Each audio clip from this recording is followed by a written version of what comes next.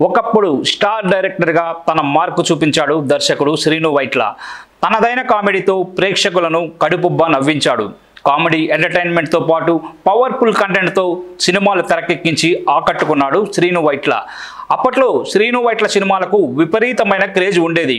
అందమైన ప్రేమ కథలు, action entertainment తెరకెక్కించి మెప్పించారు. ఈ మధ్య కాలంలో శ్రీను వైట్లకు సరైన హిట్ పడలేదు. మహేష్ బాబు హీరోగా వచ్చిన దూకుడు సినిమా తర్వాత ఆరెంజ్ హిట్ అందుకోలేకపోయాడు శ్రీను వైట్ల. ఇప్పుడు విశ్వం అనే సినిమాతో ప్రేక్షకుల ముందుకు రానున్నాడు. ఇక చాలా కాలంగా సినిమాలకు దూరంగా ఉంటూ వస్తున్నారు శ్రీను వైట్ల. చాలా కాలం తర్వాత శ్రీను వైట్ల విష్ణు మంచుతో సినిమా చేస్తున్నట్లు అనౌన్స్ చేశాడు. గతంలో ఈ ఇద్దరి కాంబోలో డి సినిమా వచ్చిన విషయం తెలిసిందే.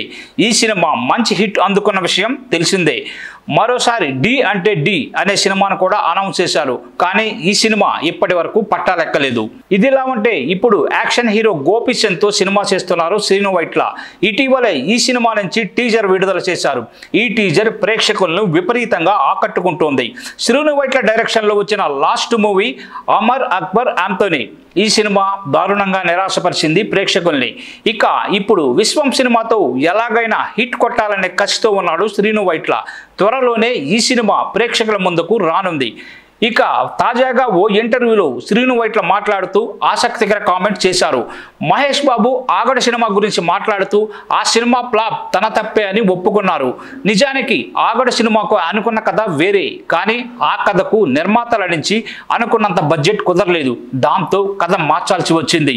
పైగా దూకుడు సినిమా తర్వాత వచ్చిన కావడంతో అంచనాలు భారీగా పెరిగిపోయాయి.